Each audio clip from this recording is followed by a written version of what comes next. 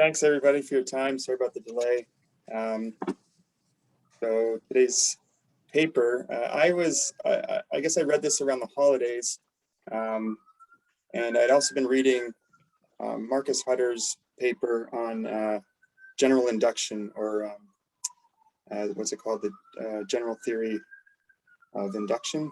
It's later in one of the later slides, but you know, having read these two at the same time, this paper really struck me as something like one of the practical approaches to practical approximations of Solomonoff induction. So I thought maybe there's a connection here to information theory, and it also really struck me because I guess, you know, physics at the very high level is you know, it's kind of intimidating to me sometimes, and I thought that, you know, coming from a physicist, Max Tegmark, of course, is a physicist at MIT. I thought this was him sort of saying, or I should say the authors or physicists saying, well, you know, physics is just kind of curve fitting, and maybe that might not win you many friends.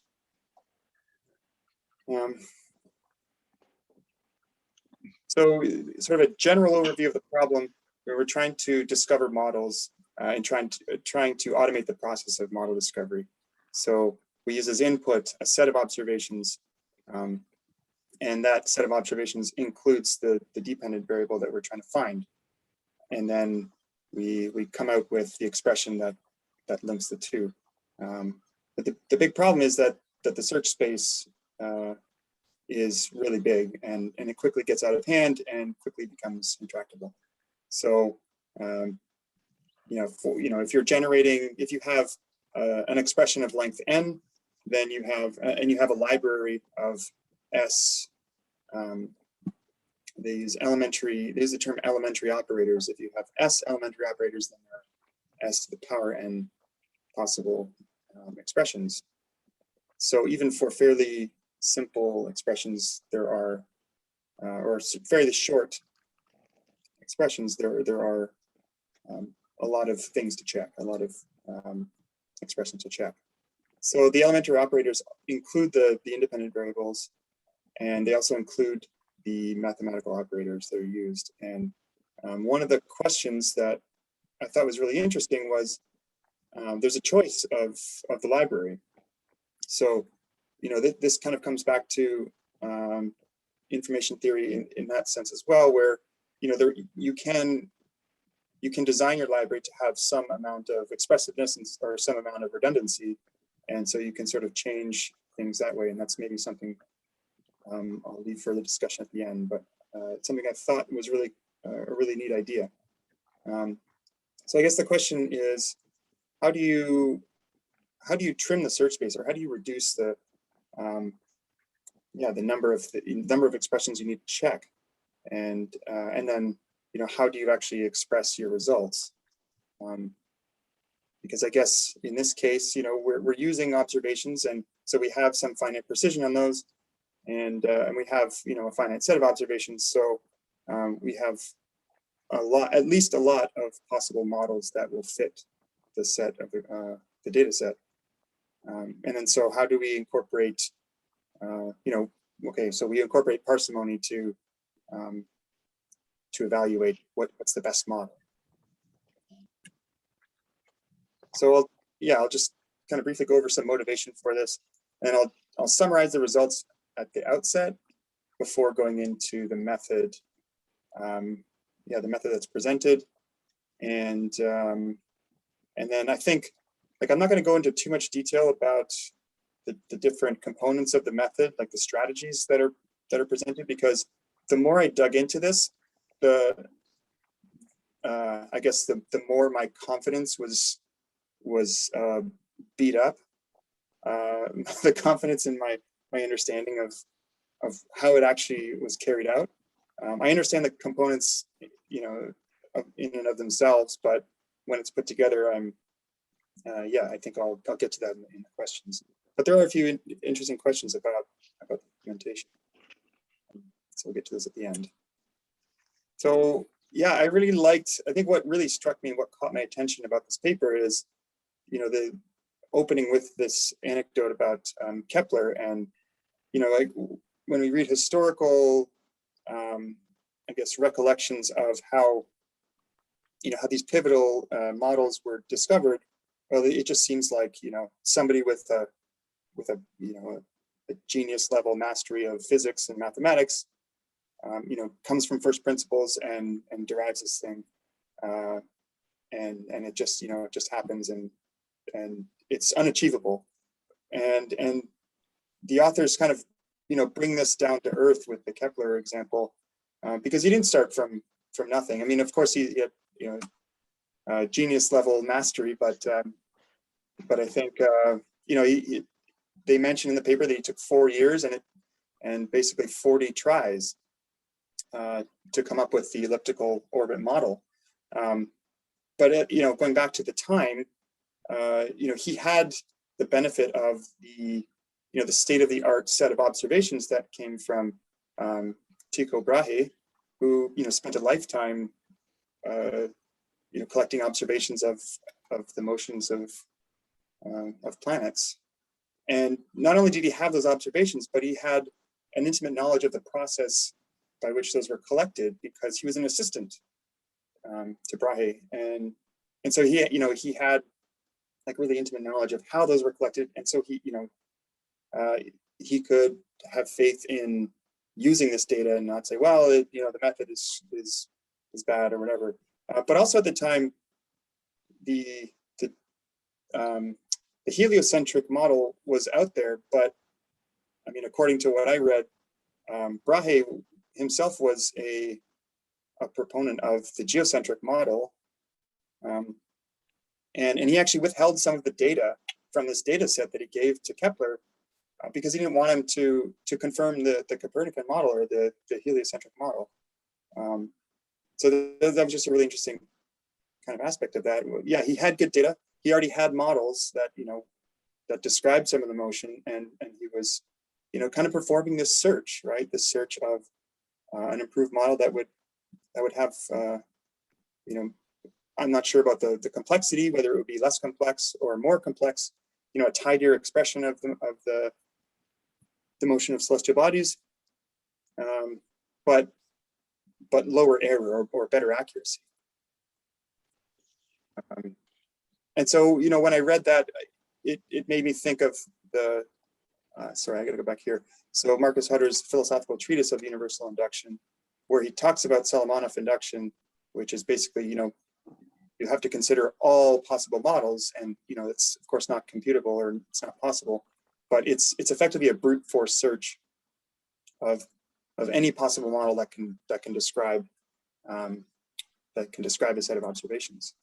So, and then on a more personal level, having worked in fluid mechanics quite a bit, I mean, even just a few months ago, I came across I had to do some work on a really complicated pipeline, and I'm looking at a reducer, and I'm looking up some source material for friction factors, and I came across the Blevins equation. And if we're interested in parsimony and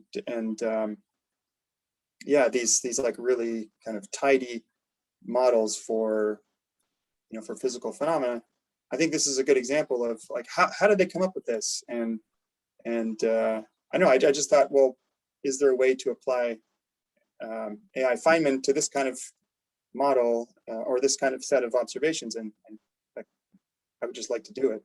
I didn't get the chance because I don't have the data, but there's a Python package called Fluids, and if you just look at this, at these figures, the different series represent different models, and there's not strong agreement between any of them. And so, yeah, I thought, it would just be interesting to think of some of the empirical relationships that are used often in some of my day-to-day work, and just think about how I'm using them a bit more. Okay, so the basic results, or yeah, a quick summary of the results.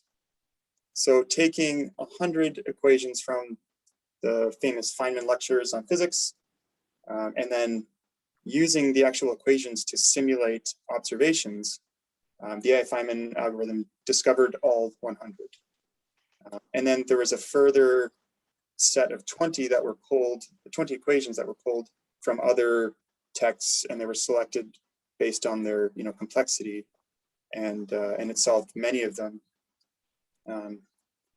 And they tested the algorithm to see if it could solve and find these expressions using, I should say, they tested the sensitivity to the number of observations, and in many cases found that the algorithm could find the expression with as few as 10 observations.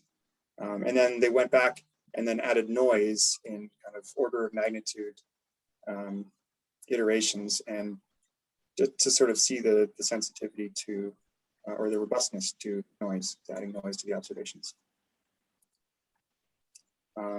So here we can see kind of a quick summary of the results. So the benchmark that they compared to was sort of an industry-leading model discovery software called Eureka. And for the 100 Feynman lecture equations, Eureka solved about 70% of them, or 2/3, and Feynman not them all. So that was, so DA here is dimensional analysis. So, and this is something I discussed this with Stephen, that I wasn't quite sure of the implications of this, and maybe this is one of the questions that I'm going to put at the end, put to the group. But is it a reasonable assumption that the target variable, or the independent variable, or the independent variable, you know the units? I'm not sure, and so they run it without the dimensional analysis and without the units, and they still find that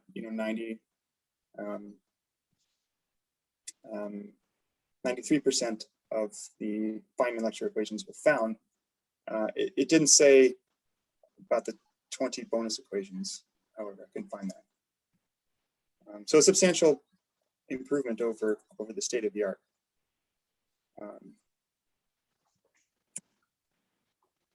Okay, so an overview of the method: basically collect a bunch of equations, synthesize some observations, put them in a certain tabular form where the dependent variables on the right-hand column, and then define a set of elementary operators.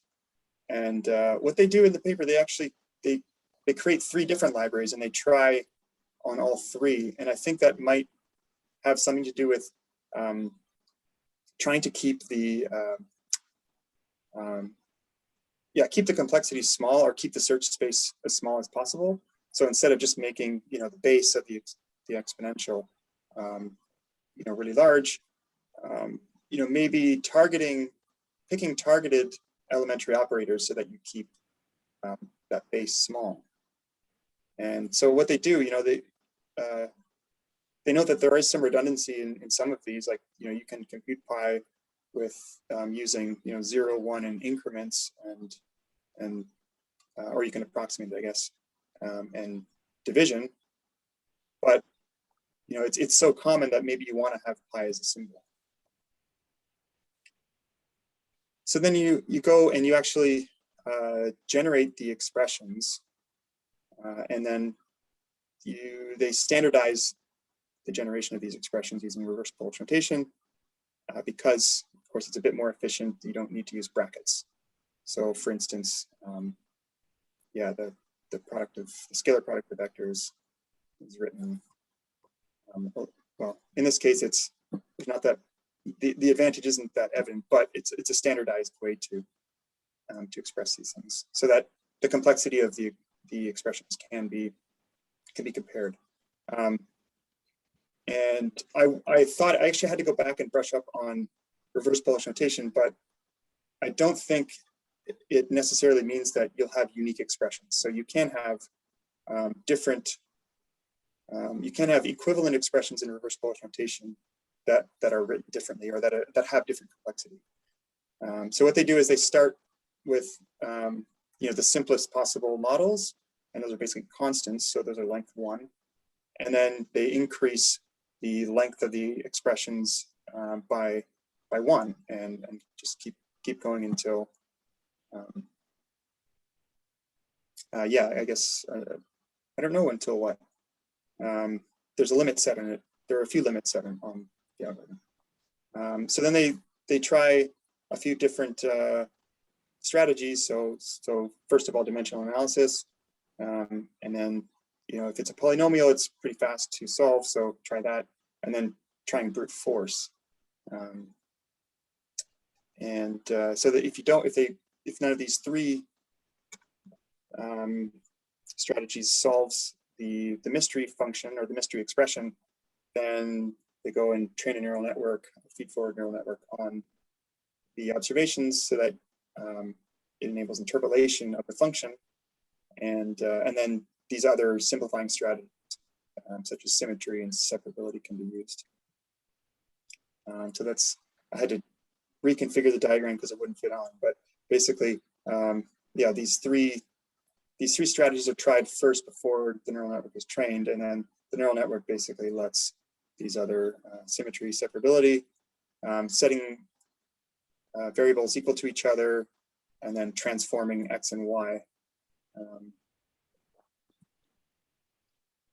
So yeah, so for each trial, you want to, or they track the error or the inaccuracy and the complexity of the expression, and then this is from a later paper from the same year, but slightly later. But this is, you know, this kind of shows here, this is the classical approximation of energy. And then here, this is, I guess, a formula from Einstein for relativistic momentum. And, you know, I think everyone has used this and everyone's very familiar with this one. I certainly am. But, you know, we get these very pronounced corners on the Pareto optimal front. And that's just I think a really interesting way. And yeah, I also want to point out that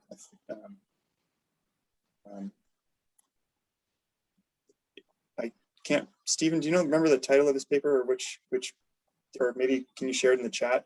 But Stephen mentioned that this, and presented a way to actually combine these into one dimension in the form of like the total description length. So that's the length of the model or the expression combined with the length of the series, the error series, so that you can actually recreate the full observation set with no losses. Okay, so yes, I guess I thought it was interesting to compare the two methods. So the benchmark uses a genetic algorithm, and it uses a parse tree, and the parse tree, it's in a few slides I'll show the parse tree, but it's just a way of representing a mathematical expression in like network graph form. And so they use that parse tree in order to mutate the expression and, you know, optimize that way. And so the authors of the Feynman paper suggest that this, especially as you get to more complex expressions, the Eureka software maybe tends to get stuck in local optima. And so AI Feynman doesn't use genetic algorithms, but instead uses these strategies from physics to reduce the problem complexity. And so you're solving, you know, you're attempting to break down this big expression into smaller parts that are much easier to solve with brute force. And I guess this comes from the observation, you know, looking at all these equations and saying, okay, well, yeah, this actually happens to be separable, or there's symmetry in this. Okay, so of course the first one is dimensional analysis. I'm not going to go into these in too much detail because really I think that the real question is in how is it really implemented, and how is the search space really reduced? But anyway, so dimensional analysis, yeah, we're trying to reduce the number of independent variables, and even without using dimensional analysis, the algorithm was still very effective.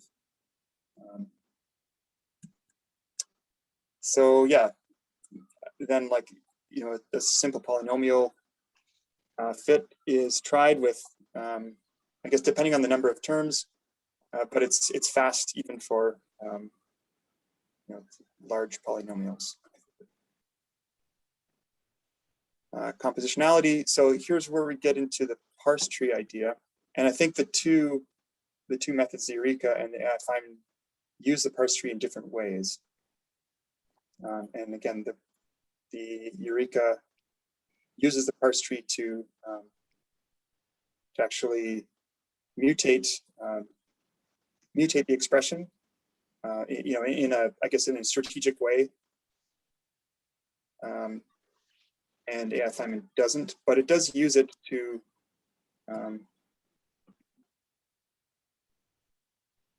compose the expression and to standardize how it's composed.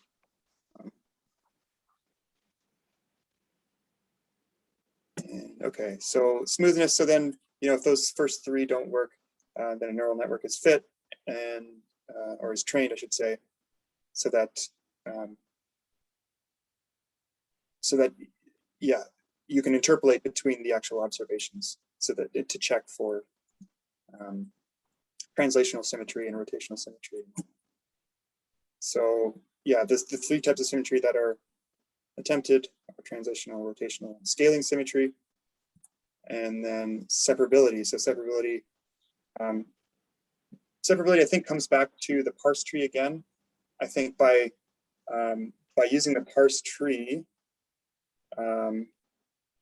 you can determine whether it's one way of determining how an expression can be separable or separated into unique parts where where no variables are common. So then basically if it's found, then you just throw both, you throw the different parts back through the full algorithm, and they're simpler, so they have a much better likelihood of solving.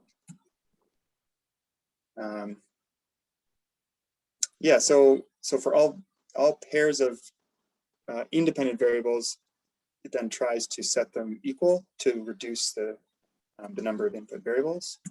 And then the last one is a transformation. So for instance, that really didn't work well, but by squaring, this expression here, it goes from having a square root to a simple polynomial, and that's much faster to solve. And also, it's much more likely that your sort of random generation of expressions will come up with this with a polynomial. Okay, so yeah, so I dug into the source code, and I actually just got more confused about how the expressions were actually generated, and and in the AI Feynman method, I'm still not entirely sure how the search space is really reduced, or at what point. I understand that when the expressions are generated, they filter any syntactically incorrect expressions. But to me, I'm still just not sure how you don't search that entire space. I don't get the order there.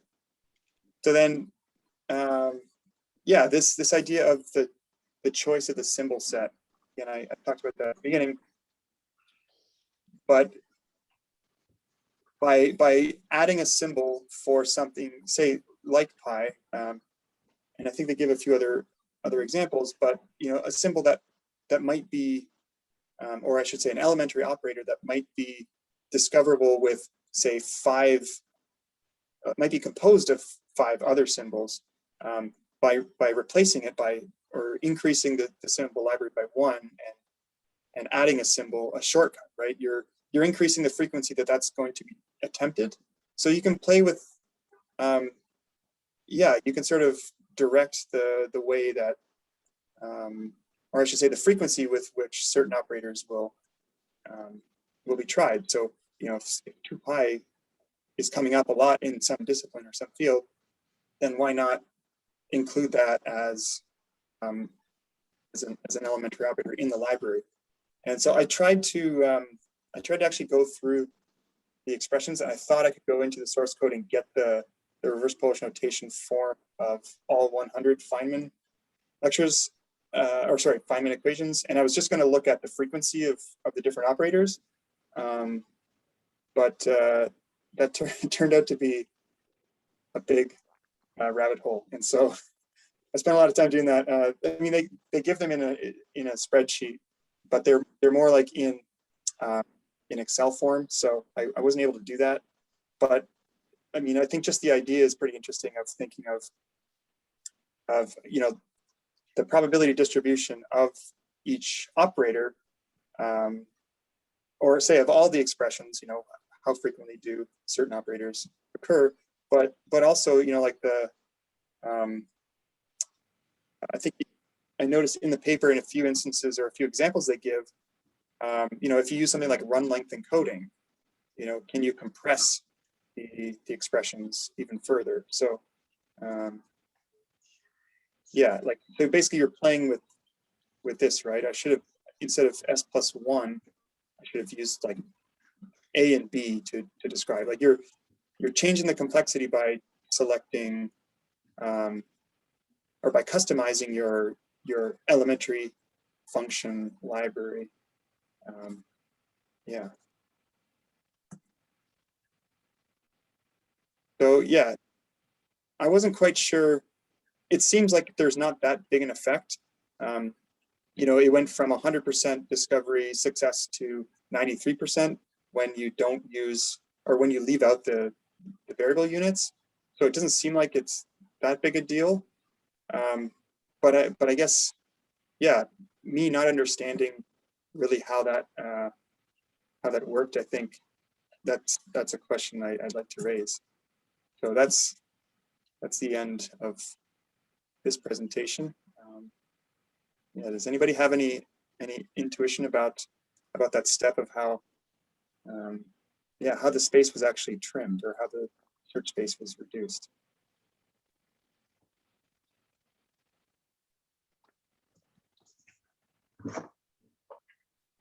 My own feeling is that they were basically saying they were going to start by searching small order strings. In other words, strings which are made up of the smallest number of symbols, and just expand outwards, which sounded like a reasonable strategy to me, in the sense that if you're trying to emulate what a human being does, then that would make sense as a strategy. Look for the simplest possible thing to explain what you're trying to do. Now, I'm not arguing that we're trying for parsimony. I don't think that's it at all. I think we're just trying to do the simplest thing we can, so get the most bang for the buck, so to speak. And that actually raises the interesting question of whether the equations that we consider to be the correct equations a la Feynman are really the correct equations, because they were found by a human being by trial and error of some kind, using some logical rules. And so there's nothing to suggest that those may be the final word on what those things are. They just happen to be the ones that fit the data to within some tolerance that human beings are willing to accept.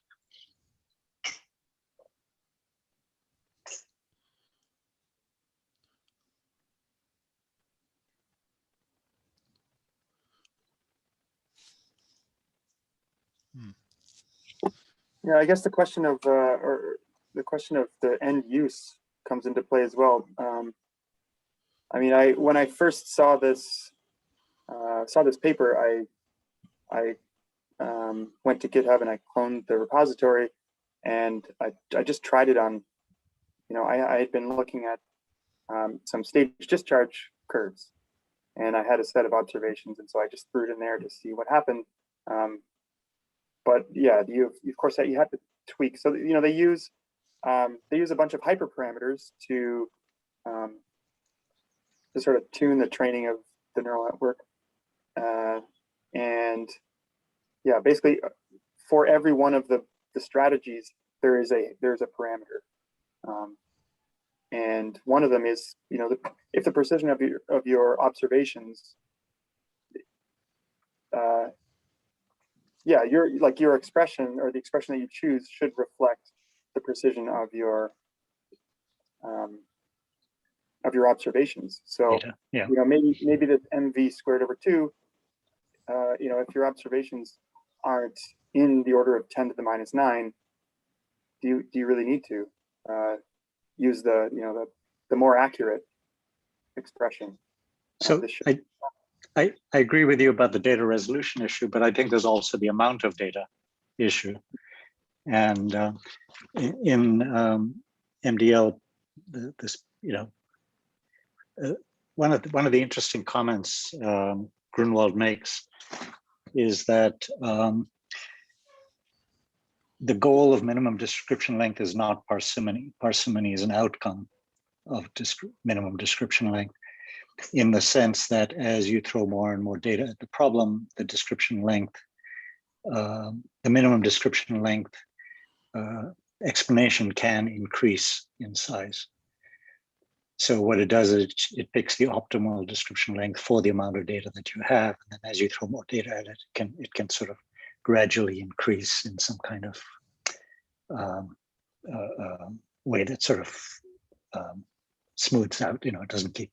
It's not an exponential growth. It's a sort of a declining rate of increase kind of thing, which I thought was interesting because it does go back to the whole issue of whether the explanations that we have for reality, no matter how well they've stood the test of time, whether they're still correct or whether they're just good enough approximations, given the amount of data we have and the resolution at which we're able to work with it and the tools that we have to work with it.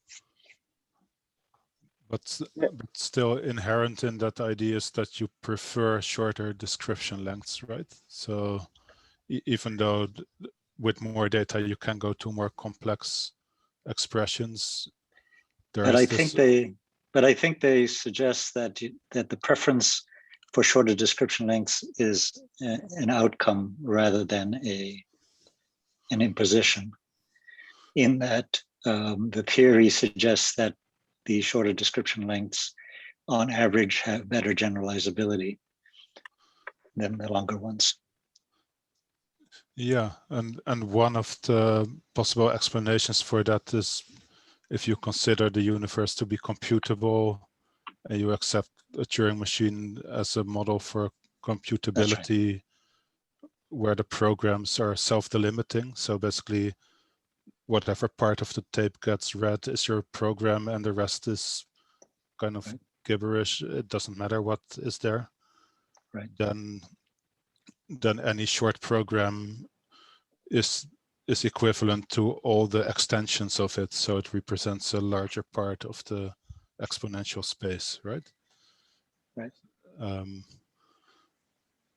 So there's not really this human preference in there, I guess. I'm sure if you dig deep enough, you'll probably find something. Maybe. Yeah. But it's very deep. It's not superficial, I think. Right? Yeah. I do have a question for you, Dan. The other thing that has been intriguing me all summer, even before I read this paper, is this whole issue of elementary operators. And I think this is an interesting topic from the point of view of information theory, because when you look at an artificial neural network, you can see that they've restricted the number of operators in an artificial neural network to a certain subset. And that's multiplication, addition, addition is summation, either the ReLU function or the sigmoid function, depending on which one you happen to choose. And so on. So they've chosen a very small subset of elementary operations, and then they've said, these are the ones we're going to use, right? And then you can sort of approximate all other functions by doing that. So I think there was a paper sometime back where the guy showed, another MIT paper where they showed that with 4 neurons in parallel, you can do multiplication. you can approximate multiplication arbitrarily closely. There's another paper by this group, for example. Yeah. So, and then you made the comment that some of those operations are not really elementary in the sense that they can be constructed using other operations which are more basic or more elementary, right? On the other hand, it seems to me that as scientists, we've invented operations like logarithms and sines and so on, because they happen to be extremely convenient. Even though they can be approximated by more elementary ones, they have ended up being like minimum description length ways of representing something that we using other elementary operations would be very complicated. So we've invented these operations in order to be able to have shorter descriptions of something that we see occurs over and over and over again in reality.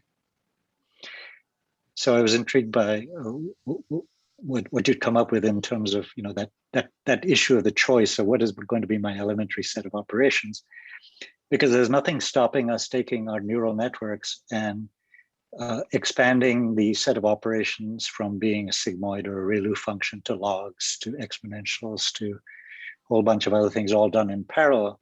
And in fact, one of the convolutional neural network approaches is something called an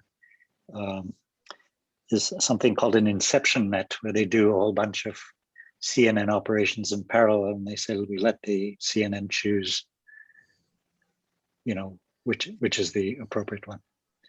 Anyway, so it went on there, but what were your thoughts on that thing about the elementary, and, you know, where do you stop? Where does it stop being elementary? Yeah, and I think I would love to go down this rabbit hole of, you know, so this is the table that they have defined. I've compressed it a bit, and you know, they have included, yeah, I guess a way to invert an expression so that something like, yeah, and these are all ways of, you know, transforming something into, I mean, like you just said, something that is faster to arrive at, and so it will have a higher probability of coming up in the expression that gets checked, because we can't check all the expressions. But if we just apply this, you know, if we have ways of making expressions equivalent, then we have a greater probability of arriving at one that is good. And really, you know, this is based on the observation of how often is, you know, is the exponential occurring in physics equations, and a square root and stuff like that. So in a way, it's a way to code your prior knowledge as well, right? Yeah. And you could even assign probabilities to how frequently they get drawn if you want to fine tune not only having them or not having them, but I guess you could specify a prior distribution over them. You also showed another equation, Dan, earlier as an example, with a sign in the bottom. Do you remember the one I'm talking about? It was earlier when you were motivating this stuff. What did it have to do with this one? Yeah. The Blevins equation, right? So the other thing that struck me about this paper was, in a sense, what they were getting at is sort of the principles of how you build models from data. So they've got these ideas of symmetry and dimensionality and separability. These are all sort of principles that they're pointing at that sort of apply. And I haven't read the literature, so presumably there's some literature behind this, which goes into the Eureka and other, you know, genetic algorithm type things. And I'm reminded of the fact that when we talk to our students and we say, oh, you got some data, just plot the data. Look at a scatter plot. You know, put X, and put Y, and you look to see if there's a pattern, right? And that's sort of our basic thing. But I'm looking at this equation, which has a sine theta in the bottom. It's got a beta to the power 4. It's got a 1 minus, and then multiplies by a coefficient.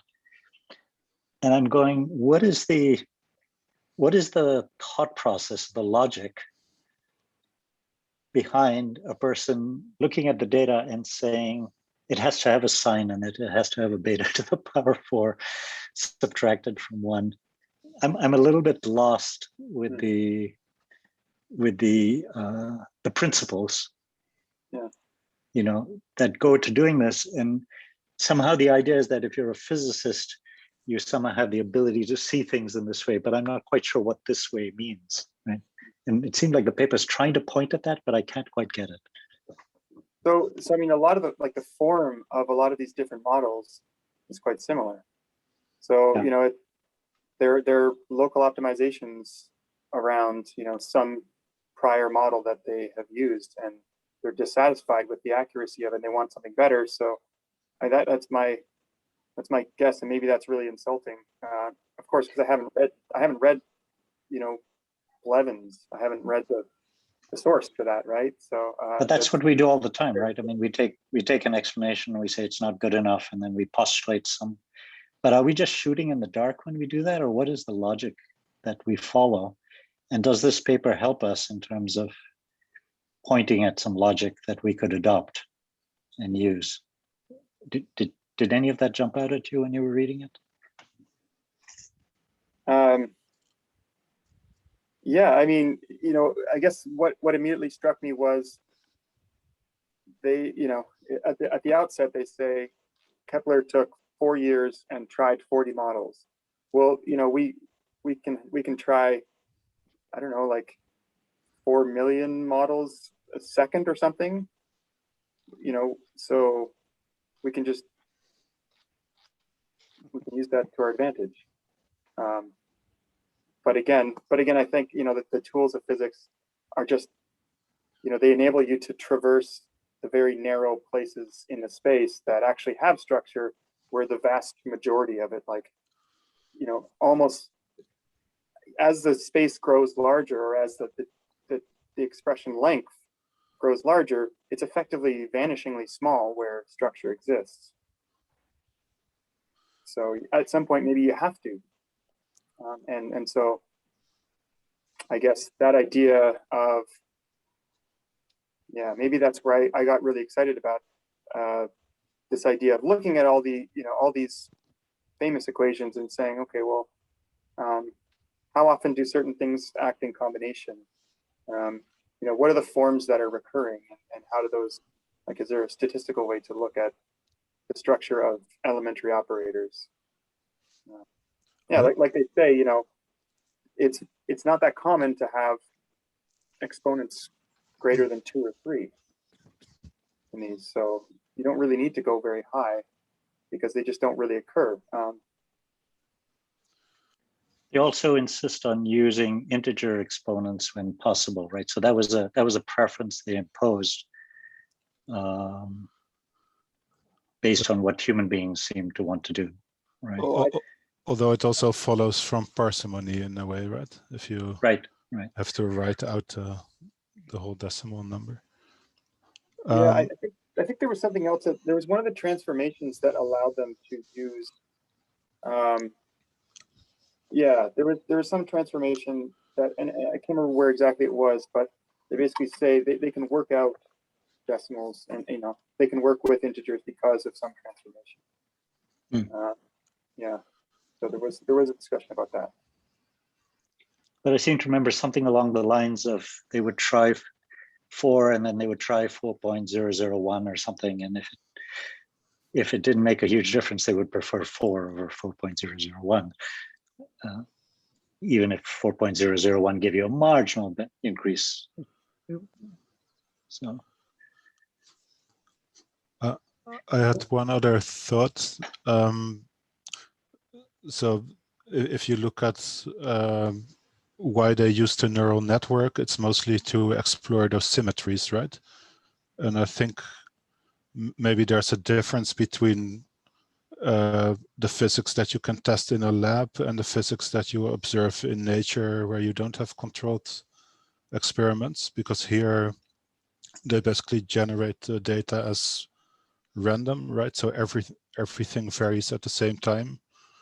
well, if you would be in a lab experiment, you would maybe move one variable at a time, and then that way you can find symmetries easily. So I think that's the main reason why they use this neural network, is to be able to distinguish symmetries. But maybe that step is not necessary if you're in a controlled environment and you design your experiments so that you can discover those symmetries. And I guess if you look at the branch of science we are in, it's often studying these complex systems that we cannot really perform experiments on. Right, and I was, if you go back to the Blevin equation real quick, it's one thing that I've been thinking about for a while, and this is, I think, a good example is this probably has several, like combined within it, several different equations that could be found within Feynman's lectures on physics, ranging from just a very simple gravity equation to, some thermodynamics and maybe some fluid equations in there. So like, this is actually a combination of probably many like more fundamental physics equations. And so this isn't, it's just a really interesting thing to me that does it matter at what level of fundamentalism the data is representing? And so, that's a very interesting thought, Jonathan, because I think it's worth recognizing that if you look at table 3, the variables that they've chosen to build into these models are they exerting a very strong prior on the search itself. In other words, the things that we measure and the things that we choose to represent in our equations are predetermined by our study of physics.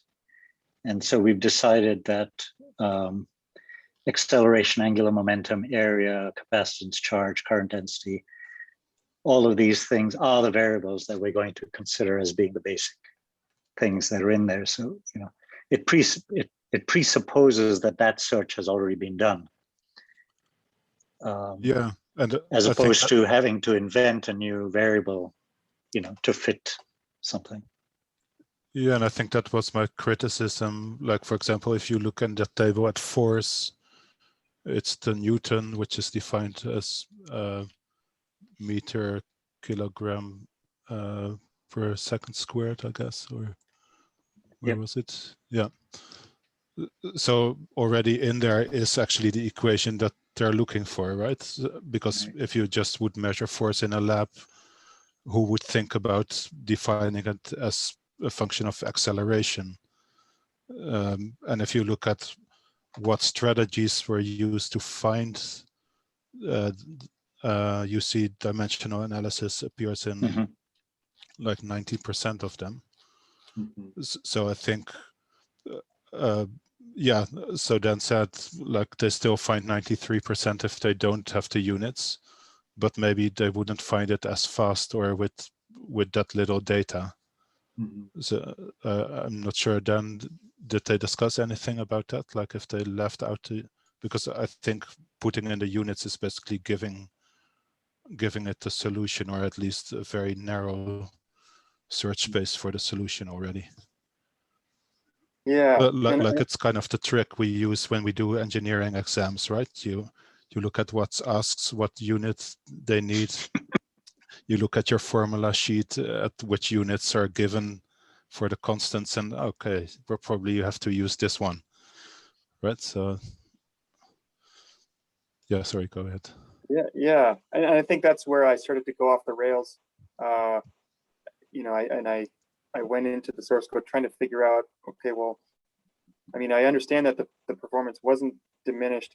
It only talked about the success rate. It didn't talk about the time. It did say that well, I'm not sure if it's related to dimensional analysis, but the number of data points required, if it required the neural network, it needed a lot more data. So that was another thing. I don't think that is directly, I don't know, might be related. Yeah, I think like if you reduce your search space a priori at just the dimensionally consistent equations, then probably with 10 data points, you can do a few checks of the ones that are consistent and then pick the best one, especially if you don't have noise. So that's a whole different situation from when you don't have the units and you have no idea what is dimensionally consistent and what not. Then, so I think it's mostly related to the number of data points you would need. I guess the other question, and we discussed this a couple days ago, going back to this parse tree, right? So if all the expressions are represented in this tree format, there's no cycles, right? So what set of functions can actually be represented, or I should say, what functions can't be represented? And yeah, this kind of made me wonder, because I've heard, I'm not an expert in neural networks, and I know that there have been issues trying to discover recursive models. So something like feeding states from the game, what's his name, the Game of Life, states from Game of Life into neural network. It can't discover the simple rules, right? And I think there's maybe a related reason, because we can't do recursion with this.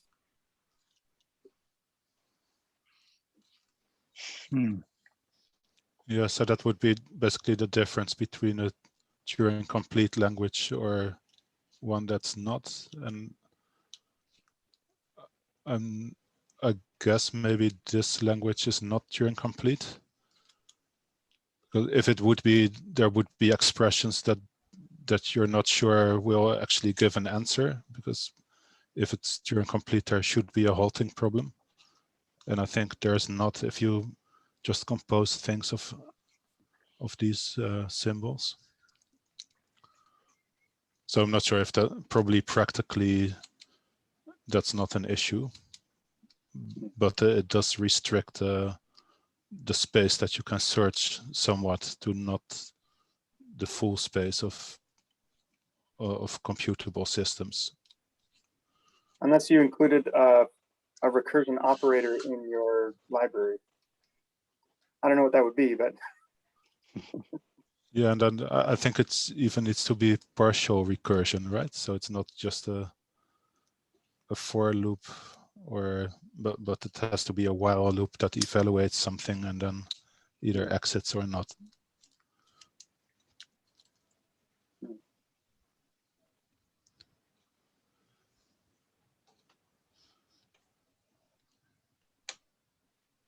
So another question I have for you guys is going back to the notion of information measured in bits as being related to the number of yes/no questions required to resolve something to a certain degree of precision. How does that notion of information expressed again relate to these elementary operators, right?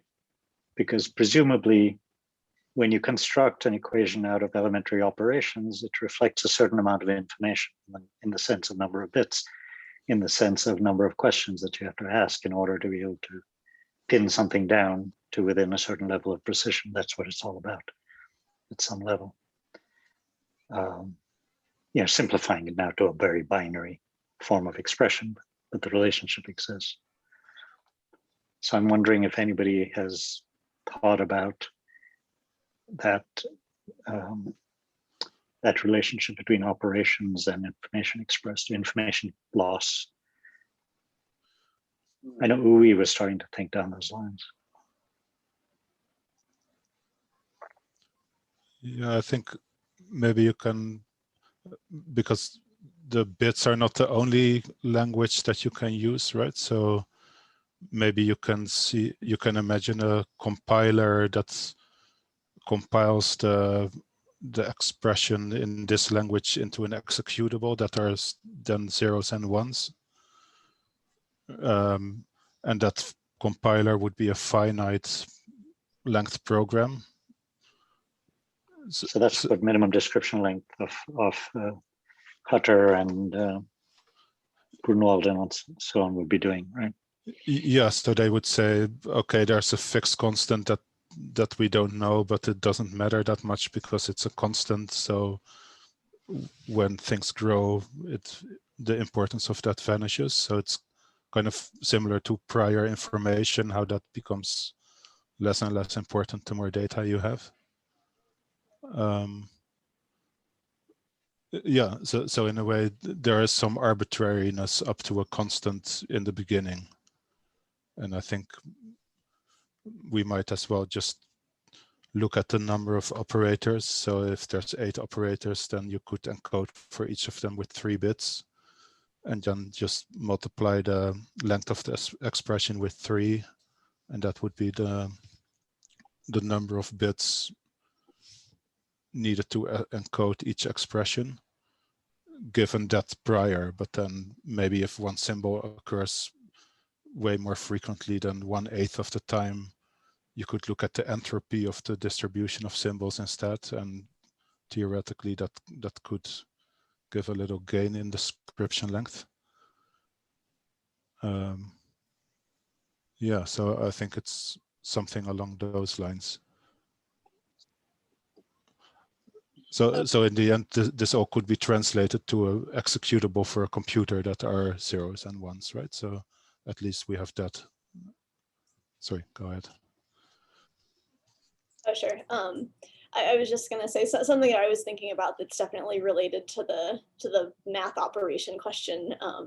So I know Uwe is thinking about information loss with different math operations, and I think about more of information types of different math operations. So how are different types of operations using the same 2 sources or using the information of the same 2 sources differently? So I thought this paper was interesting in terms of, it's looking at all these different operations and then, sure enough, picking out the one that best uses the information from the sources or uses the information from the sources most similarly to, how the data was generated, because this is a case where they actually, it seems like they generated observation data randomly and they generated it independently, and they just made sure that the observation data followed some rules so that you never had to divide by 0 and you never had to take a square root of a negative number, so they made it kind of obedient in terms of how it was gonna possibly be applied. And I guess I was thinking in the more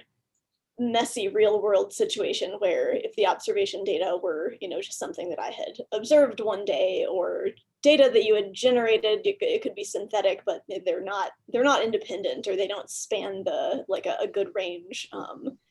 So I bet that's where this method would have a problem potentially, would be, that sort of case where the observation data didn't actually span the full range, and then the operation would possibly not be interpreted correctly, right?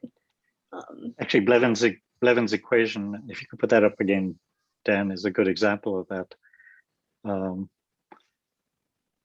because it's got a 1 minus beta to the power 4 in the numerator. And you could see that if the range of your beta is used to generate data were all very, very small, then it would not differ from 1 to any significant degree. And if the values of beta were very, very large, the number 1 in that equation would possibly not show up, especially if you had noise. So in order to discover this, you have to have beta varying over a range from relatively small to not very large. Otherwise, that 1 minus beta to the power 4 is not going to show up. Yeah, or what if you had a missing source, like nothing was ever missing in this, right? They never didn't give you mass or something, so something that was Right. possibly a source to the target, which that wasn't the idea. It's impressive that they were able to generate all of those equations, but for our types of studies, we don't have complete information about anything that we're measuring. So you might generate a different equation depending on just the sources that you have available.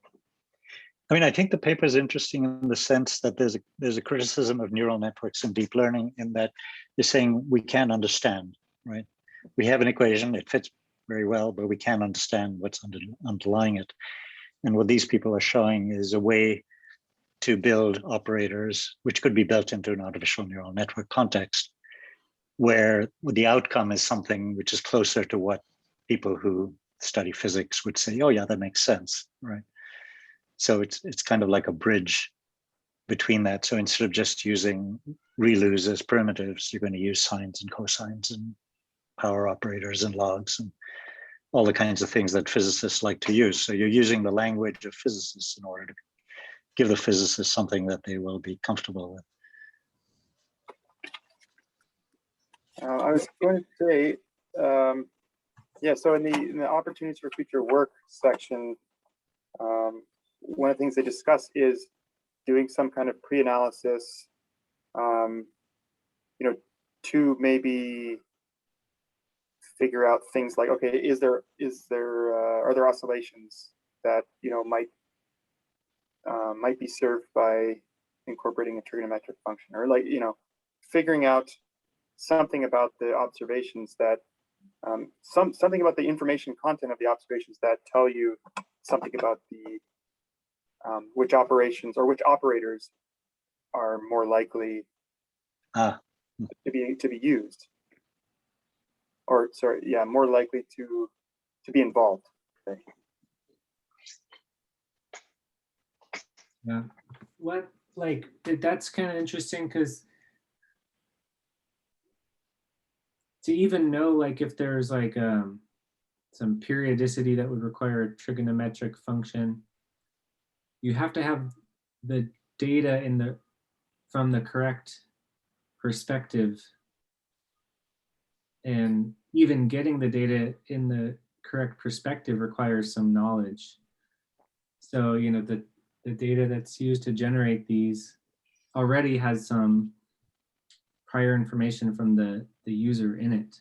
If you look at a pendulum from one perspective, you might not be able to get the pendulum equation, because the pendulum looks like it's just going up and down. But if you look at it from another perspective, it's going side to side. And if you look at it from the correct perspective, it's going up and down and side to side. So you have to have the data from the correct perspective even to get that. Which actually, that's interesting, Jonathan, because it brings up the question as to why do we measure what we measure? And then how does what we measure act as a prior on all of our discovery? So as hydrologists, why do we choose to measure rainfall, evapotranspiration, soil moisture? These are things that are not sort of the outcome of some theoretical exercise. They're sort of the outcome of some observational process and internal modeling process, which then decides that these are the important things that we're going to measure at this time scale and this resolution. And if we chose a different set of variables, we would see the world quite a bit differently, right? Like you're saying, whether the pendulum is going up and down or side to side or rotating. Yeah. And so we're sort of constrained by the fact that the atmosphere allows a certain radiation window wavelength to come down through the thing, and our visual range happens to match that because our biology developed to be able to take advantage of that energy. Yeah, there's no reason to assume that the important hydrologic variables are within our observation capabilities either.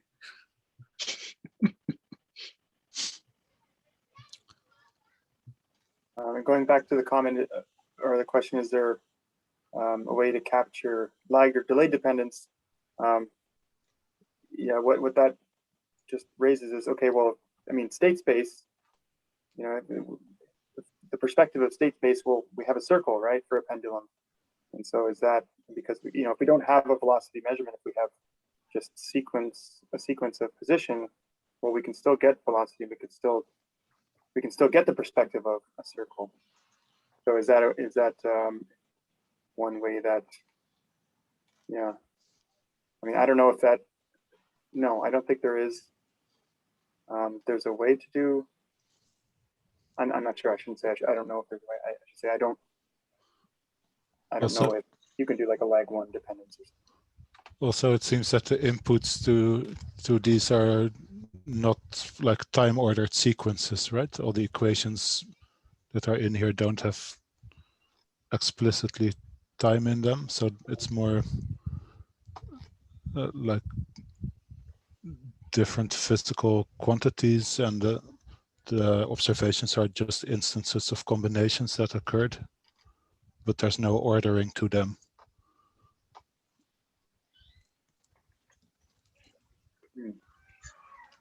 Though some of the equations have like velocities in them, so I guess that implies that you do need to get that data, you still need to observe some kind of time series.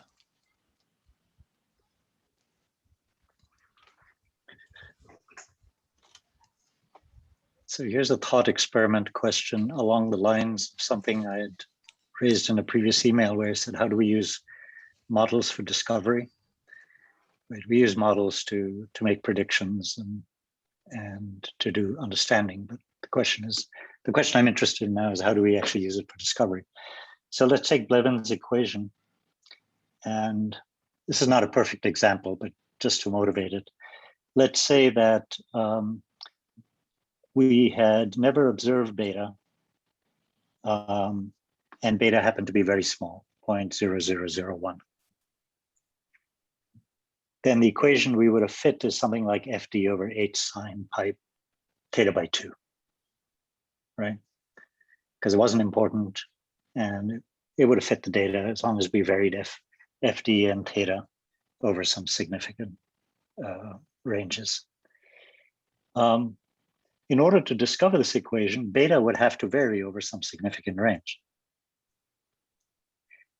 However, the fact that it didn't appear in our original equation might not even cause us to think about varying beta to see if it has an effect, right? So we're very strongly blinded by the model that we've already fit. And we can use the model to make a prediction, but if beta doesn't appear in the model, we can't make a prediction for some other value of beta because it's not in the model per se. So I'm sort of stuck, I'm sort of grabbed by these kind of chicken and egg questions, which is, in what ways does the model actually help us do discovery, and in what ways does it actually inhibit discovery by blinding us to trying something that we would have under different circumstances, which actually, you know, better represents reality. Yeah, so I couldn't remember what beta is, but beta is actually just the area ratio. Yeah. The cross-sectional ratio. Yeah. Or the diameter ratio, I should say. Okay. So maybe it's not the best example, but yeah. I mean, hypothetically, so, you know, you wrote a model, it didn't have beta in it, you didn't think beta was important, or you didn't know what it was, and, you know, you have a bad model result, or, you know, you have an imperfect model, and yeah, and then the following question is like, well, how would you ever figure out that it was beta, or how would you ever figure out that, you know, that's actually the source that you need to be measuring and adding into your model in some way. Yeah. And like, you know, in this particular example too, if you're, I guess you're in Canada, but if you're in the United States, those dimensions come in specific intervals. You know, there's the pipe diameters are everything 4, 6, 8, 12, etc. So there's only so many betas beta is not continuous if you're in practical application. So if you have the data, you might not come across specific intervals of beta, so you wouldn't know to use it in this manner if your data set is limited.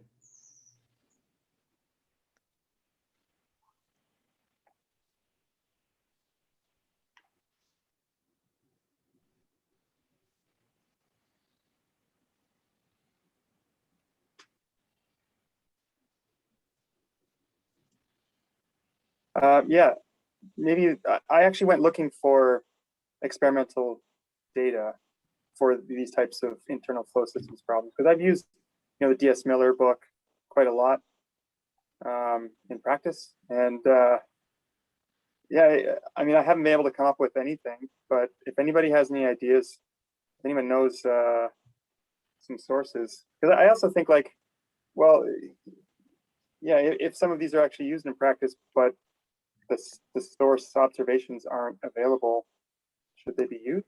I mean, of course, like, if something is working in practice, that's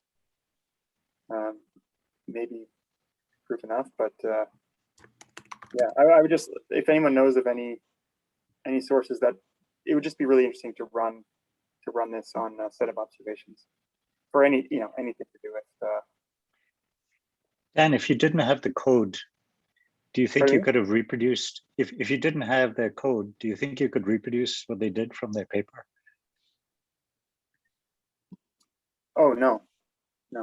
There's not enough detail there, right? No. I mean, maybe to somebody else, some other things would be obvious, but I think once I dug into the source code, there's no. Because I got stuck Also, just trying to Fortran understand. Fortran is rusty. Yeah, I got stuck just trying to understand some of the things they were doing from their explanations. It's like I couldn't explain this to somebody else. Why a particular analysis they claimed to work the way it did, or Yeah, I think my response maybe was more hopeful than anything, and then spending more time with it made me, I guess, realize I was committing the ultimate Feynman faux pas of fooling myself.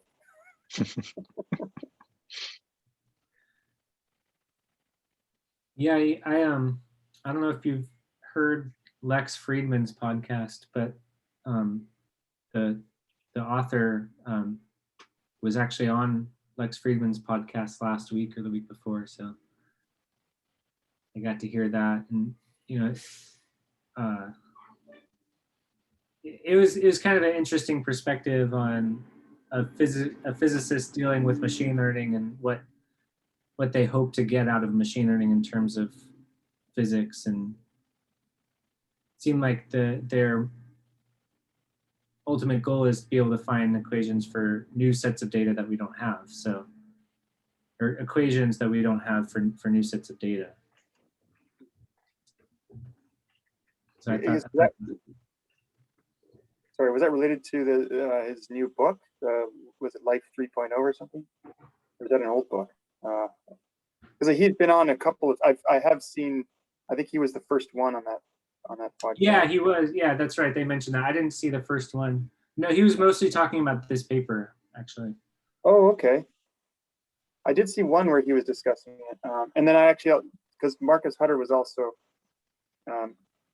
more related to the Google DeepMind stuff, but he does get into universal induction, and that was a really good one. I think that's one of the reasons I ended up sitting in a philosophy of science class last year, and that got me really thinking about a lot of these things. So that's an interesting question. When you start looking at so-called universal induction, just looking at this paper illustrates to me how domain-specific your tools and your way of thinking often have to be in order to be able to. So if you want to solve physics problems in a physics-like way, you have to adopt physics constants, you have to adopt physics terminology, you have to adopt certain elementary operators, you have to adopt certain operations like symmetry and this, that, and the other, right? And if you're thinking about trying to create artificial intelligence in the sense of a general intelligence, does it actually suggest that there are many, many domains of intelligence which are not necessarily very strongly overlapping, in the sense that a psychologist develops a different language with a different set of tools, with a different set of operators from a civil engineer, from a hydrologist, from a so on. And is there such a thing as a universal set of tools of induction? Maybe at some very far removed level, but what does that actually say for the possibility of developing a general intelligence? Well, it's because interesting. I Humans go ahead. express that, not an individual human, but a human as a species does express that general intelligence because we're able to get, or as the intelligence as far as we understand it. So if you think Through about specialization, you mean? Yeah. So humans as a species have it, which means that Okay. the brain chemistry must have it. So it must be teachable. So this says something about complexity, right? And structuring of, is almost like saying physics is an elementary operation and chemistry is another elementary operation. And physics is strongly related to math, but math has its own elementary operations.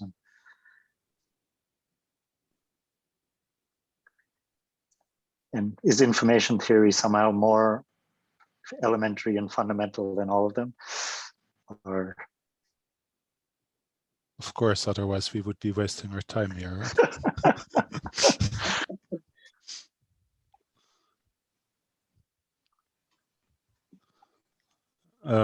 I guess like Hutter defines intelligence as being like an entity that can survive in its environment according to some objective function, right? So there it's very correct.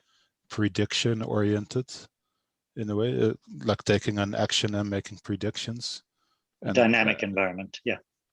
Yeah, and doing actions to explore and observe.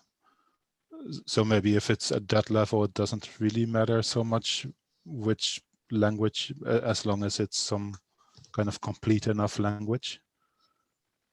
But the general intelligence would be able to survive in the environment that, a separate environment. So you can generate an intelligence to survive in an equatorial region or whatever, but then a general intelligence would be able to survive in a different environment, a glacial environment. Yeah, like it would have some objective function, and whatever environment you throw it in, it will be successful in optimizing that objective function through its actions, I guess. So, but this begs an interesting question, which is that you might be able to do very, very good at prediction, but they may arrive at a point where something which we call understanding allows you to do sort of a leaps and bounds improvement in efficiency over just raw prediction, right? You can build a raw description, but then something comes along and you invent a new language which allows you to represent things with a shorter description length, which then allows you to be more efficient. But that efficiency is again still measured by how good your predictions are. No, I agree. I got in this Fair model. enough. Yeah. Fair enough. So the understanding is kind of a means to get at good predictions instead of the Correct. other way around. Yeah. Correct, but that understanding only applies in the particular domain of the language that you've invented. Yeah. Right. So I have a follow-up question on that, which I've been thinking about recently, and that is, which do you think is more fundamental, a discrete representation of the world or a continuous representation of the world?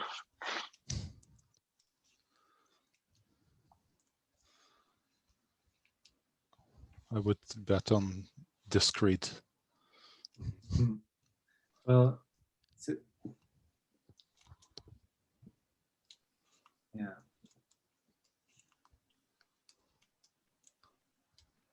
Does it need to be one or the other? I'm not saying it has to be, but it's like any other question. Just pondering it can be interesting. I tend to lean towards Stephen's viewpoint, which is that discrete is more fundamental.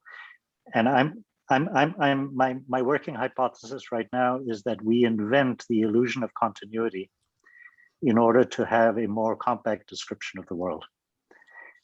In other words, we're restricted by the fact that we have finite memory and finite resolution by which we can measure things.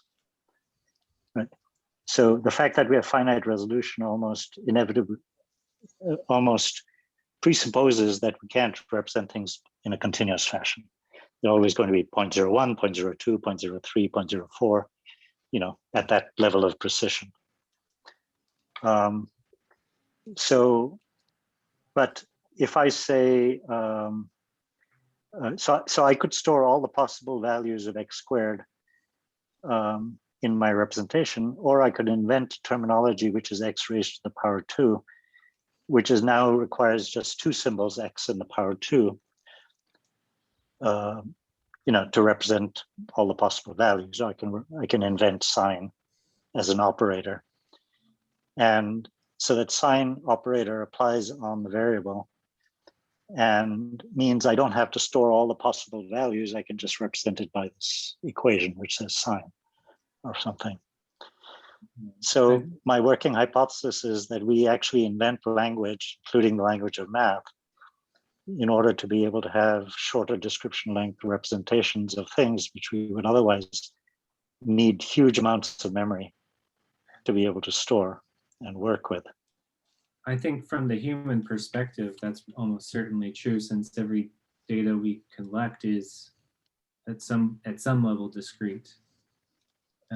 But in terms of the fundamental, in terms of being fundamental, I think, I'm not sure about this, but I think space and time are continuous, but energy and matter are discrete. So, but somewhere I seem to remember them claiming that you can't resolve anything to smaller than Planck's constant. So that puts a limit on resolution.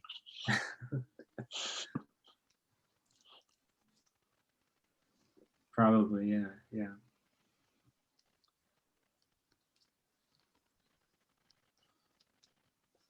So, but yeah, does that make it more fundamental if a continuous representation is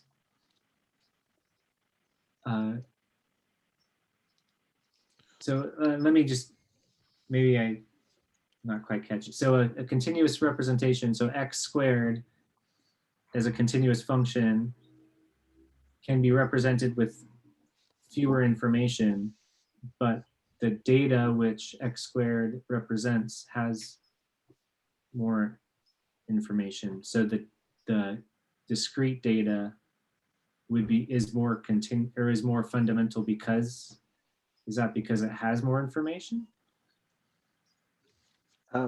Yeah, I'm not sure whether my language is appropriate, and I'm completely willing to accept that it's a chicken and egg type of thing. But the more I look at it from our perspective, it is impossible to actually verify continuity. The best that we can do is verify some kind of, best we can do is work in some kind of discrete world, which is interesting and advantageous because it means we can actually measure things in terms of bits. Mm-hmm. The moment you work in a discrete world. And once you go into the continuous world, you end up with these interesting problems of negative entropy and, and things like that. And so that just causes me to think as whether those are just artifacts of us doing something that is actually just projecting from something which is more real to something which is just convenient. Mm-hmm. And as a result, we pay the cost of having to deal with concepts like negative entropy. Right?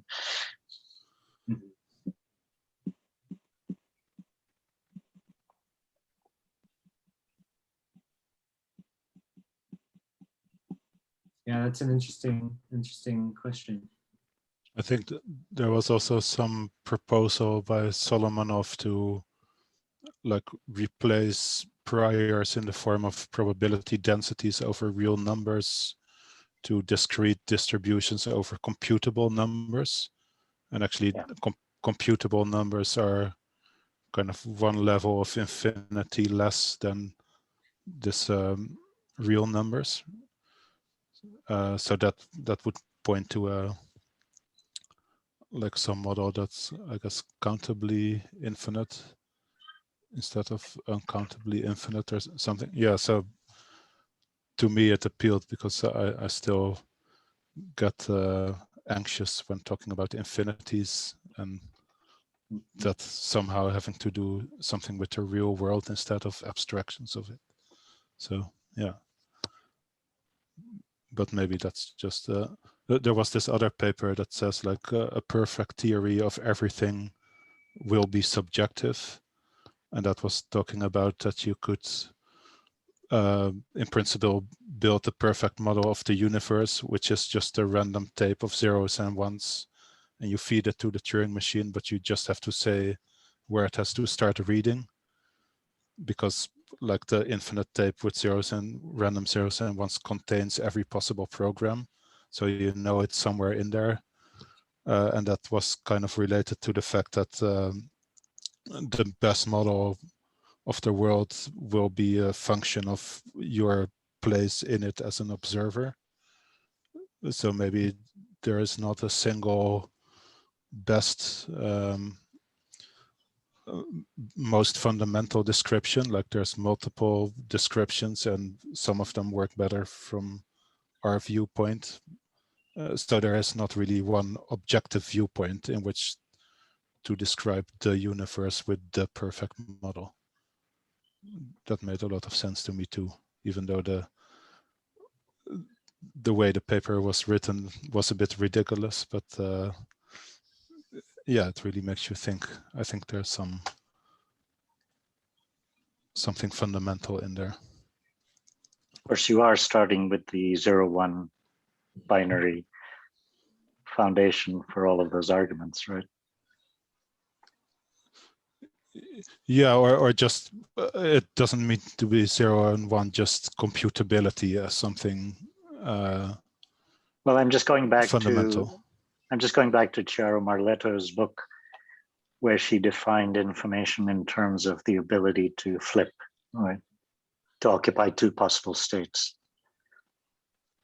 And so in that sense, she was talking about something presumably very fundamental, which is you have to have the ability to at least flip between one state and another, and then the ability to copy it into another thing. And so the whole concept of information rests on the possibility of doing that.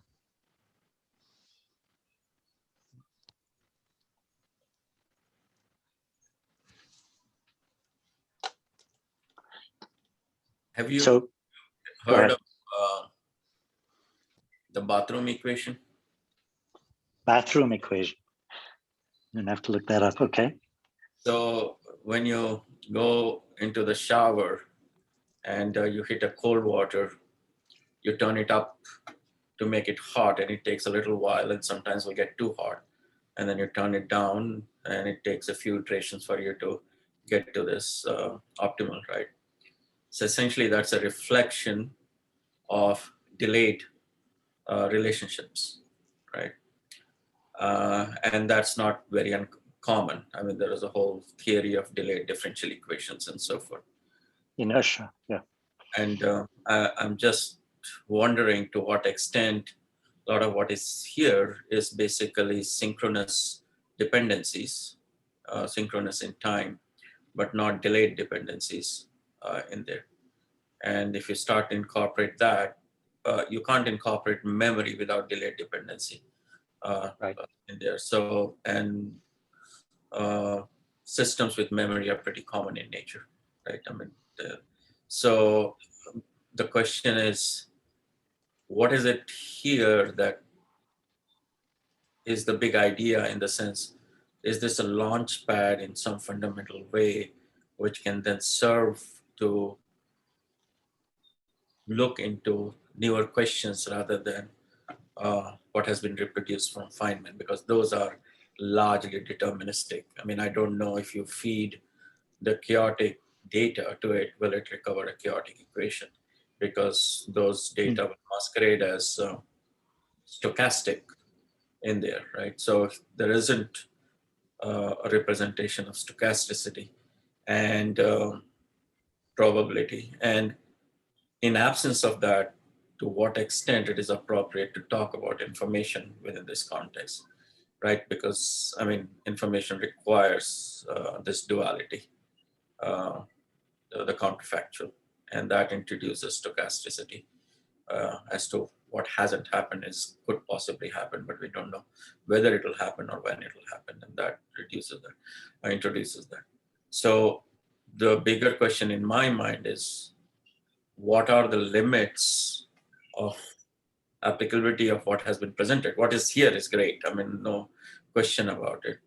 And how can that be broken or surpassed to explore these other questions? I think there's potentially a big opportunity there.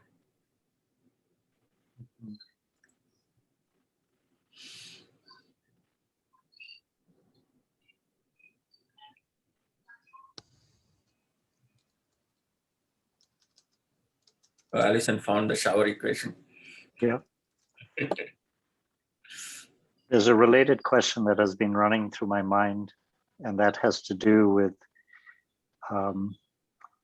whether randomness is even a real thing. So there's an interesting paper which I just ran across where the people used a regular random number generator to initialize the weights in a neural network, and then they used a quantum random number generator to initialize the weights of the network, and then they trained the networks. And that they showed that the networks that were trained using the quantum random number generator for initialization were some percent superior to the ones that were generated using the regular random number generator. And of course, the idea is that all random numbers are pseudo-random numbers. They're generated by some deterministic process, and as a result of truncation, as a result of resolution and deterministic operations and finite amount of memory, two things I mentioned earlier. And so you can make a very, I think, strong argument for the fact that what we call randomness, maximum entropy, so a uniform distribution supposedly contains the most amount of information, right? I think you can make an argument that randomness is just loss of information. It's missing information, which happens because of operations like truncation, rounding, resolution, and so on. In other words, it's the residue of those processes. And so therefore, in that sense, there really is no such thing as randomness. It's just the result of complexity. So the question is there no real randomness, or is we are incapable of simulating one in outside of quantum? So quantum definitely is proven to be random. No, because even quantum is the result of processes operating at the physics scale with some Planck resolution and with some finite, presumably, memory in the universe. And these are speculations of mine. I'm not saying that they are. So I could argue that possibly quantum randomness is also an outcome of the result of deterministic processes, but just that we don't have the ability, because we don't have the memory and we don't have the ability to measure. You talked about chaos earlier, Praveen? Yeah. So you have to measure at finite time steps, right? And if you can't measure at fine enough time steps, the sequence looks random. Whereas if you're able to measure at fine enough time steps, you can see the actual continuous development of the trajectory. So that's the place I'm coming from, where I'm going, is what we experience as randomness really randomness, or is it really just loss of information? because of our inability to measure with sufficient precision and to store enough things.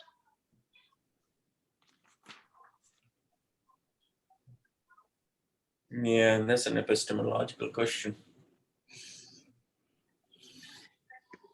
Is that the, Hoshin, is that the hidden variable problem? Yes. Okay. I mean, James talks about it a little bit in his book, where he talks about the fact that if you have a box of balls or a bag of balls and you shake them up, you treat them as random, but they're not really random, right? Mm-hmm. Because if you knew the initial state and you knew all the forces that acted on them, you could predict exactly through laws of motion what the state would be, and therefore you could predict exactly which ball you're going to draw, what, and so on. He says that the only reason you can't do it is because you just don't have the ability to And know so all that- of that stuff, right? so the And idea it's the same as the thermodynamics equation of all the particles, and you can't keep track of every particle, so you just track the bulk properties. Yeah, but isn't that the main argument that we did last time of can and can't? I mean, I think that main argument was that, I mean, the world does not operate as an initial condition problem. Well, whether it operates as an initial condition problem or not, I think our argument was that we don't have to use that as the fundamental description. I don't think she was arguing about whether it was initial condition or not. She was, she was arguing against that as being a dead end way of trying to describe things.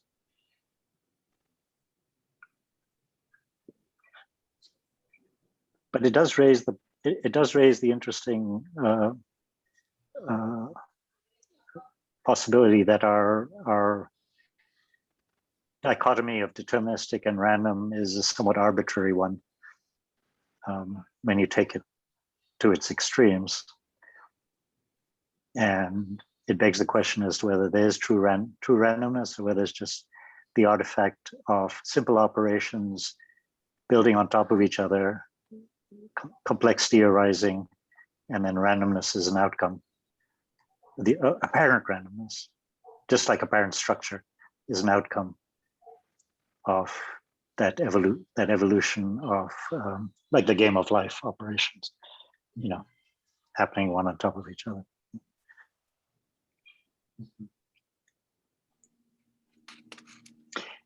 The reason this came up was that Uri and I were talking about the fact that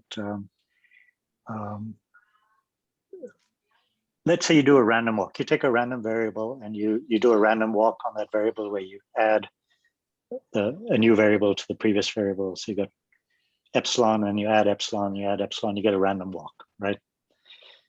And so the original variable has a particular entropy, the input variable, the source variable. But the variable that's the output, which is xt plus xt minus 1 is a random walk, has a higher entropy than the original variable. It wanders over a larger range. And so it apparently has larger entropy. But the reason it apparently has larger entropy is because there's a time sequence operation going on. And so information was being added at each step through the recursive process, right? Ending up in something with a larger amount of entropy. And if we were not to measure the variables with sufficient temporal precision, the output variable would end up having some entropy, and it would appear to be completely random because we wouldn't see the temporal sequence. And we would treat it as though it was a random variable. The outcome is a random variable with higher entropy than the input variable. Whereas in fact, that isn't true. It's just an outcome of the way that we can actually observe the world.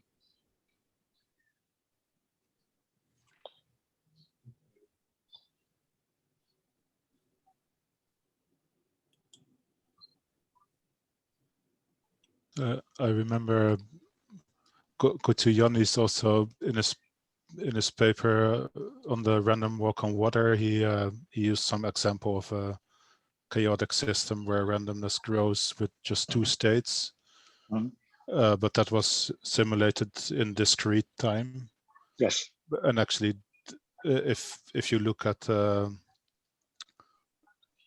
guess, the state space of a two-dimensional system, it can never be chaotic because it either has to explode or it collapses to a single value or it's periodic. But if it's approximated discretely, it can kind of go outside of that circle. But I guess that argument only holds for 2 dimensions. That basically the state. It's the same basic. It's the same basic principle, basically saying you can't increase the amount of information, right? It's just that any apparent increase in information is an artifact of something that we're not keeping track of. Yeah.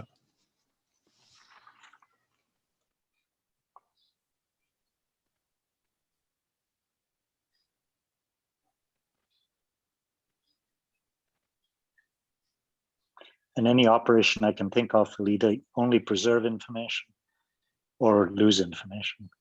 In other words, it reduces the number of states or yes/no questions that I have to ask. But I can't do an operation without injecting information, which increases the number of yes/no questions that I have to ask.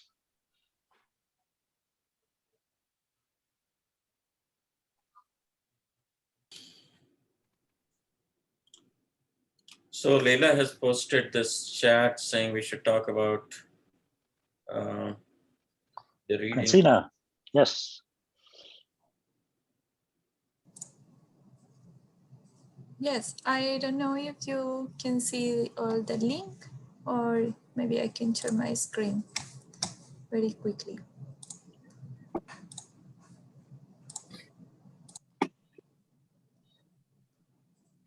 Okay, so hopefully you're seeing my screen, and we have here at the bottom in gray, we have 6 papers, and some of them were suggested by Hoshin and some by Praveen, so I don't know which direction should we take for the next paper, that our next session will be in August 11, or if we have confirmation for the annual meeting and we can put a hold in the next meeting and meet in the annual meeting, or what is the future?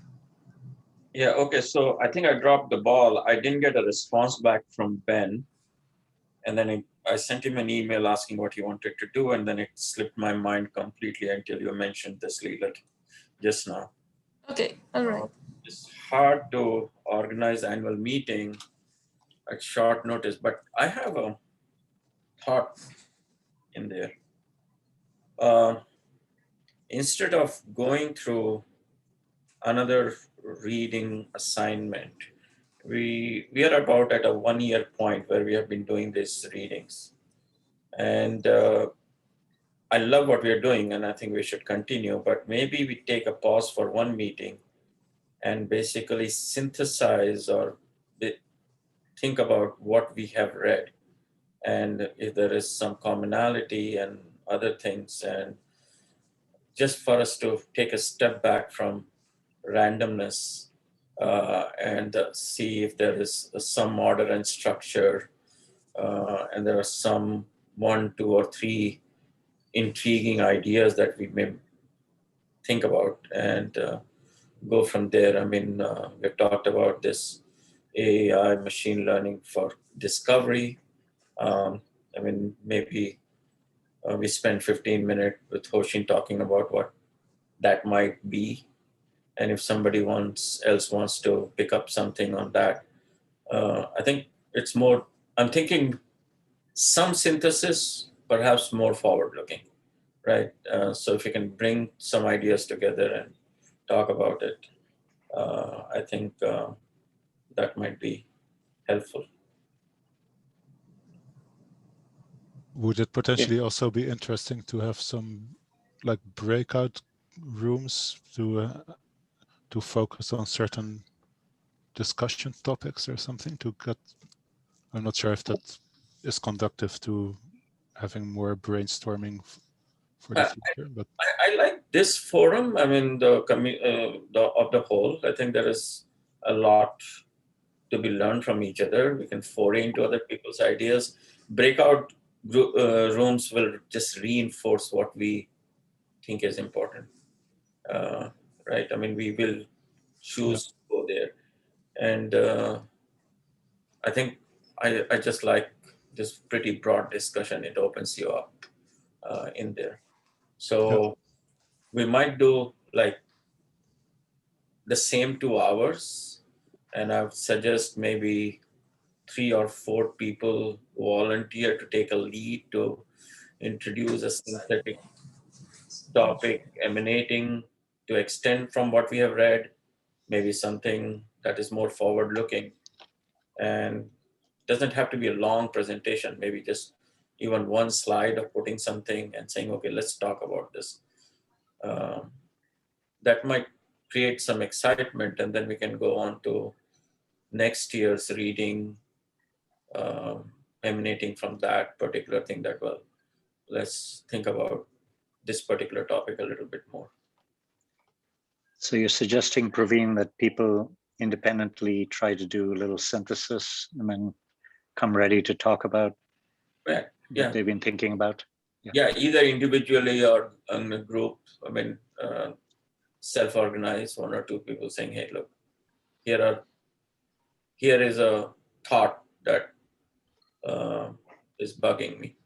I mean, like it or not, I mean, to some extent, to some small extent, this past year's reading was, I don't know, intentional, because I drove it to get people to understand the physics of information, or the role of information as a physical variable, right? So there were at least a few papers, and I think now that is not a question. I mean, we accept that and say, okay, let's move on. There is enough reading and evidence around it.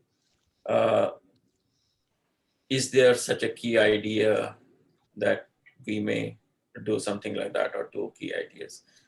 So even though we may not have an annual meeting, I think we can use this next meeting on 11th in a structured way. And I think it would be worthwhile for students to volunteer, the junior people in the group.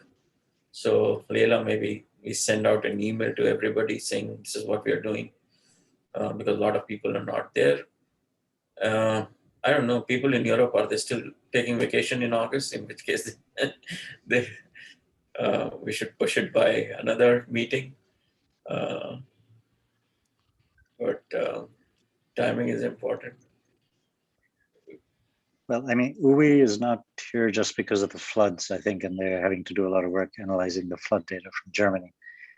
But I don't think attending in August was going to be a problem for him necessarily, but we could inquire. But what do you think? I mean, that's my thought, just to take a step back there. You know what might be useful, Leila? If you could make a list of all the papers, all the presentations that were made, that would remind people, right? Mm-hmm. So actually, I'm sorry. Go ahead. Go ahead.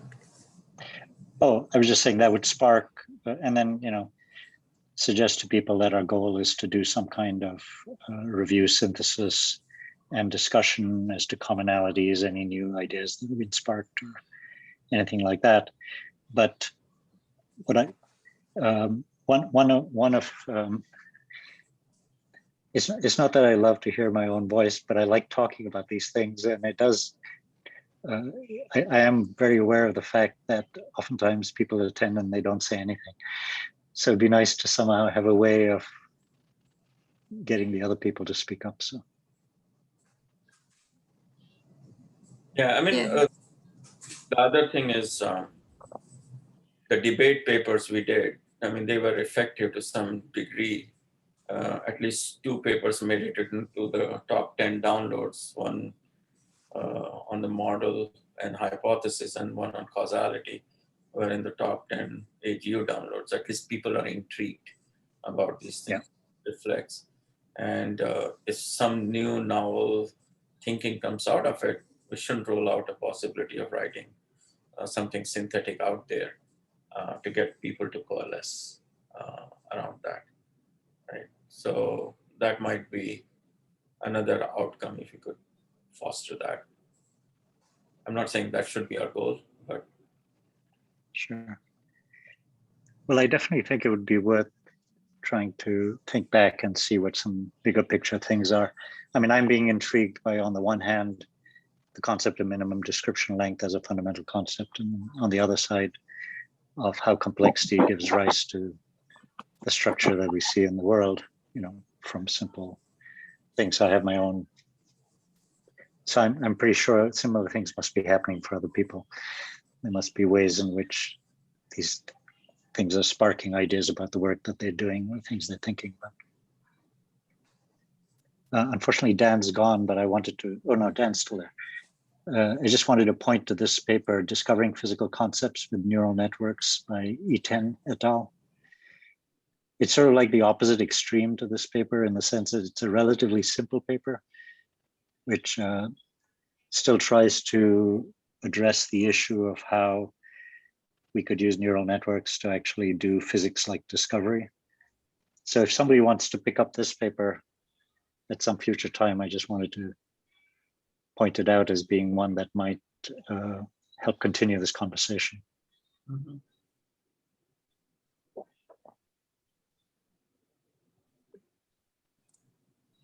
Okay, I'm gonna add that paper to our reading list, and also I'm gonna send an email communicating what we discussed here, and hopefully we will have more slides also coming from students. And yeah, so the next session will be a 2-hour session, right? Yeah. Hopefully. Okay. So 4 blocks, you're thinking 4 blocks of 30 minutes, Praveen? Is that I mean, like sort of what I heard? We just did 2 hours without a break. I mean, we can do that.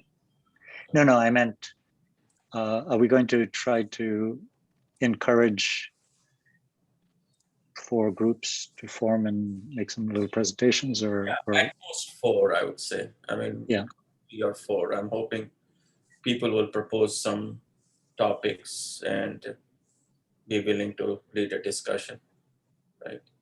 And so how you word that's going to be important, Leela. So maybe we need to coordinate to encourage. Otherwise, people will just show. I'm just going to go up there and listen. We want people to actually come in here and contribute. Right. So we got to encourage them somehow. Yeah. Yes. Okay, I'm gonna prepare a draft for that email and share it with you before I share it with everyone else. And yeah, so we can find the words to encourage everyone to participate. Great. Right. Thanks. Thanks, Dan. I really appreciate you leading the talk. That was a very difficult paper. You did a great job of at least touching the important points of that one. It's like I kept trying to dig into it and I keep wanting to understand it better, but it's hard. Bye. Well, thanks very much. Bye. Thank you. Thank you. Bye. Yeah.